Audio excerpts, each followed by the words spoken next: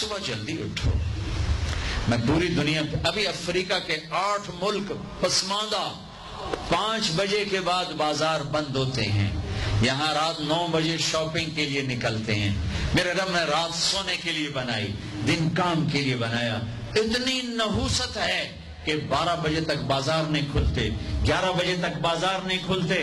میرے نبی نے فرمایا جعلت البرکۃ فی بکور امتی, میری امت کی صبح کے وقت میں برکت دی گئی ہے.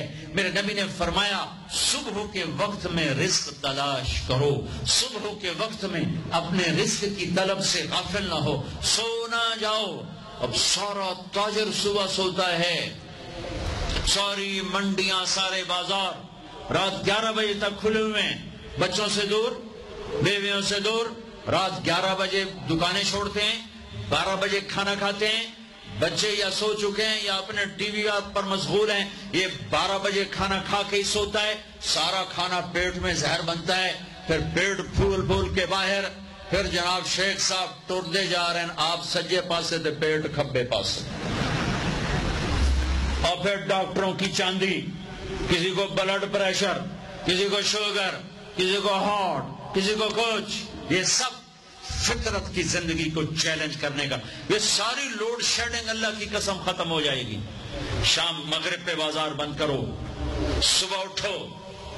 سارا یورپ, سارا امریکہ, سارا چائنا, سارا افریقہ میں جہاں پھر کر آیا ہوں, 5 بجے بازار بند ہیں, 9 بجے سناٹا ہوتا ہے, ہو کا عالم ہوتا ہے. تمہارے 9 بجے لبرٹی سے گزرا نہیں جاتا ہے. کیا ظلم و ستم ہے. نہ دین جانتے ہو, نہ دنیا جانتے ہو. نہ تم دین کے واقف ہو, نہ دنیا کے واقف ہو. دنیا سے بھی جاہل ہو, دین سے بھی جاہل ہو. دنیا کا بھی ظلم کر رہے ہو, دین کا بھی ظلم کر رہے ہو. لا سمرۃ بعد العشاء, میرے نبی نے فرمایا عشاء کے بعد کوئی مجلس نہیں ہے, سو جاؤ. تہجد میں اٹھو. 12 بجے کے بعد جو آدمی سوتے ہیں ان کے جسم کی ریپیئر ہوتی نہیں ہے.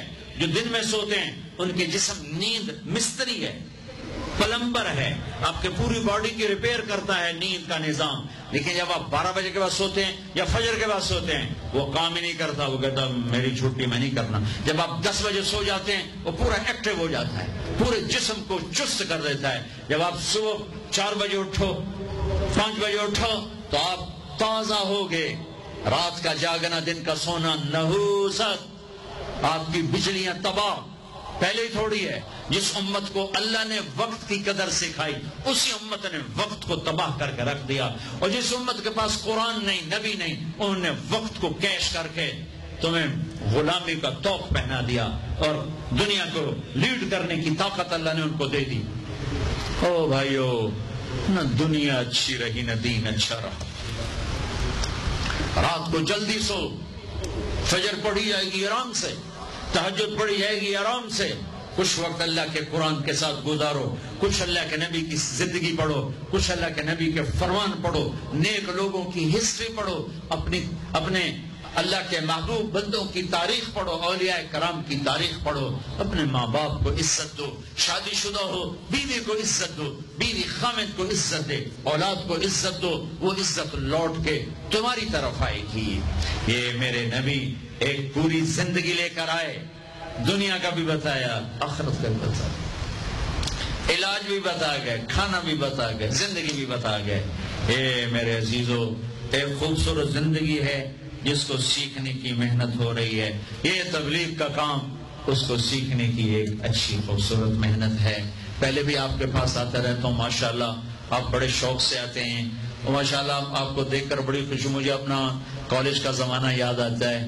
ہم گورنمنٹ کالج لاہور میں اقبال ہاسٹل کے, پتہ نہیں اب کیا صورتحال ہے, بیچ میں ایک لان تھا گول, اس میں ایک پھٹی ہوئی چٹائی پڑی تھی, صف. میں نے وہاں کبھی نماز نہیں پڑھی, جتنا عرصہ رہا. 3 سے 4 لڑکے نماز پڑھتے ہوئے مجھے نظر آتے تھے. ان میں ایک کو میں اب بھی دیکھ رہا ہوں, سانولے سے رنگ کا, نام مجھے اس کو بھول گیا. وہ نماز 5 وقت کا نمازی تھا. وہ مجھے نظر آتے جاتے میں اسے دیکھتا تھا نماز پڑھتے ہوئے. اور ہماری مسجد جو ادھر کچہری گیٹ کی طرف تھی, ویرون کوئی لڑکا نماز پڑھنے نہیں آتا تھا، کوئی اکا دکا. ایک لڑکی پردے میں نہیں تھی، حجاب میں نہیں تھی، ایک لڑکی. اور اب میں لمز میں گیا تو وہاں پورے برقعے میں میں نے بچیوں کو دیکھا، لمز میں، فاسٹ میں دیکھا، پورے برقعے میں میں نے لڑکیوں کو دیکھا، داڑیاں دیکھی. یہ سارے بچے یہیں کے پڑے ہوئے. میرے پورے گورنمنٹ کالج میں ایک لڑکے کی داڑھی نہیں تھی، صرف ایک لڑکے کی داڑھی تھی، نعیم الدین، جو ہمیں دعوت دیتا تھا، تبلیغ میں کھینچتا تھا اور ہر کمرے سے ذلیل ہو کے نکلتا تھا. میں نے خود اسے کئی دفعہ دھکے دے کے کمرے سے ذلیل کر کے میں نے کیا، اور دھکے دے کر میں نے ایک دفعہ اسے کمرے سے نکالا. ایک لڑکا داڑھی والا تھا. لیکن آج فصل بہار ہے، اتنے ہزاروں بچے بچیاں اللہ کی بات سننے کے لیے ہیں. اللہ کے فضل سے اگر برائی کا گراف اپ ہے تو نیکی کا بھی اپ جا رہا ہے، نیکی کا بھی اپ جا رہا ہے. اپنے نبی کی زندگی پڑھو، اس کی سیرت کو سامنے رکھو، اور جو پیچھے گزر جائے گا اس پہ توبہ کر لو. آپ توبہ کرو گے، اللہ آپ کے پچھلے سارے معاف کر دے گا. اور جب اللہ آپ کو چھٹیاں دیں تو تبلیغ میں وقت لگاؤ. آپس میں لڑے ہوئے ہو، صلح کر لو. یہ میں ہر جگہ کہتا ہوں، آپس کی لڑائیاں تباہ کر دیتی، آپس کی نفرتیں تباہ کر دیتی، آپس کے اختلاف ہلاک کر دیتے ہیں. میں تم سب بچوں کے سامنے ہاتھ جوڑتا ہوں، نوجوانوں، کسی سے تم لڑے ہوئے ہوگے، کسی سے تمہارا بول چال بند ہوگا، کوئی بیوی سے نہیں بولتا ہوگا، کوئی بیوی خامد سے نہیں بولتی ہوگی، کوئی ماں باپ اولاد سے نہیں بولتے ہوں گے، کوئی اولاد ماں باپ سے نہیں بولتے ہوں گے، کوئی بھائی بھائی نہیں بولتے ہوں گے، یہاں سے اٹھتے ہی صلح کر لو، صلح کر لو، صلح کر لو. محبت سے رہو، اختلاف کرو، محبت سے رہو. مذہبی اختلاف کرو، سیاسی اختلاف کرو، محبت سے رہو. سیاسی اختلاف یہاں تک نہ جائے کہ ایک دوسرے کو چور ڈاکو کہنا شروع کر دو، اور مذہبی اختلاف یہاں تک نہ جائے کہ ایک دوسرے کو کافر کہنا شروع کر دو. یہ بڑا ظلم و ستم ہے، بڑا ظلم و ستم ہے. اور میں 5 انگلیاں برابر نہیں، اللہ کا فضل ہے، میرا دیس اہل خیر سے بھرا ہے، علماء راسخین سے بھرا ہے، معتدل علماء سے بھرا ہوا ہے. لیکن میرے خطیب، میرے دیس کے اکثر خطیب، وہ آگ لگا رہے ہیں، وہ آگ لگا رہے ہیں، وہ آگ لگا رہے ہیں. وہ دین کے نام پر فرقہ واریت کو ہوا دے رہے ہیں. ان شعلوں کو ہوا مزید لگ گئی تو خود بھی جل جائیں گے اور انسانیت بھی جل جائے گی. جب آگ بلند ہوتی ہے تو پھر اپنے برائے سب اس میں جلتے ہیں. تو میں آپ سب بچوں سے کہوں گا، اختلاف ایک فطری چیز ہے، لیکن اسے دین کا اختلاف ایسا نہ پہنچاؤ کہ سلام کرنا چھوڑ دو، کافر کہنا شروع کر دو، ایک دوسرے کے پیچھے نمازیں پڑھنا چھوڑ دو، اور یہاں تک پہنچ جاؤ کہ اگر اس سے مصافحہ کرو گے تو نکاح ٹوٹ جائے گا. میں بڑے درد سے بتا رہا ہوں، میرے پاس ایک کلپ آیا، اب تو میں نے واٹس ایپ بھی بند کر دیا، اپنے میسج بھی بند کر دی، کہ نہ ہمیں فون استعمال کرنے کا سلیقہ ہے، نہ معاشرت کا سلیقہ ہے.